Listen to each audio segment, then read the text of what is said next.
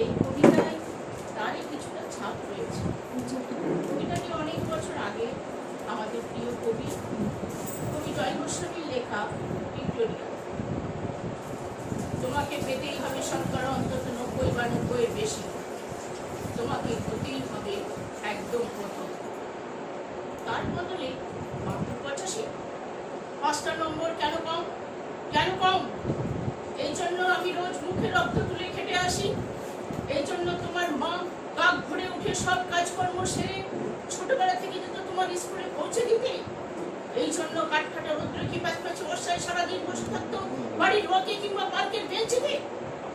তারপর ছুটি হতে ভিড় বাঁচাতে মিনি বাস ছেড়ে অটোওয়ালাদের ওই খারাপ মেজাজ সহ্য করে বাড়ি এসে না হাঁপিয়ে আবার তোমার পরে নিয়ে বসতো যতক্ষণ না আমি বাড়ি ফিরে এসে তোমার হোম টাস্ক দেখছি।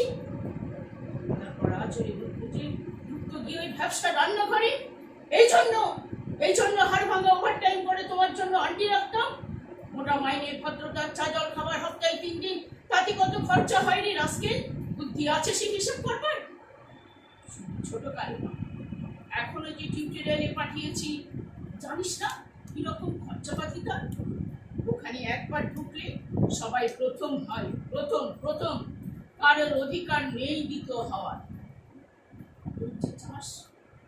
দেখিস না কত সব বড় বড় বাড়িও ভাড়ায়, কত সব গাড়ি আসে, কত বাড়ি করে কত বাবা মারা ছেলে মেয়েকে নিতে আসে। আর ওই গাড়ির পাশে না পিছনে অন্ধকারটা দাঁড়াতে দেখিস না নিজের বাবাকে? হাতে খুশির ব্যাগ, গোপন টিফিন বাক্স, হেমো জামা, ভাঙা মুখ। মন কোথায় থাকে মন? ওই মেয়েগুলোর দিকে। ওরা তোকে পাত্তা দিবে? তুইও ভাবিস না ওরা কত বড় লোক জানিস? তোকে পাত্তা পেতে হলে থাকতে হবে বিদেশে, ফরেনে। এনআরআই হতে হবে, এনআরআই। ওই ম্যাজিক দেখবি কবি সাহিত্যিক থেকে মন্ত্রী অব্দি এক ডাকে ছেলে। আমাকে মাঝে নিজের কাছে এনে তার জন্য প্রথম হওয়া দরকার। প্রথম তবেই ছবি ছাপবে খবরের কাগজে। আরো দরজা খুলে যাবে, আরো 5 করেই বাড়বে। বাঁচবি তো বাঁচার মতো বাঁচ।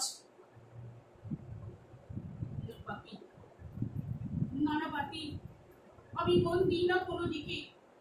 না বাপি না, আমি তাকাই না মেয়েদের দিকে। ওরা তো পাশে বসে কেমন সুগন্ধ আসে, কথা বলে না বাপি পড়ার কথাই।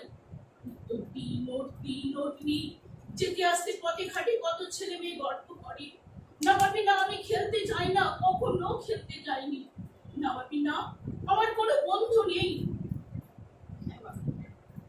একজন আছে, ক্লাসে পড়ে। ও বলে জোর বাবাও বলেছে ওকে প্রথম হতে, বলেছে খবরের কাগজে ছবি। হ্যাঁ বাপি,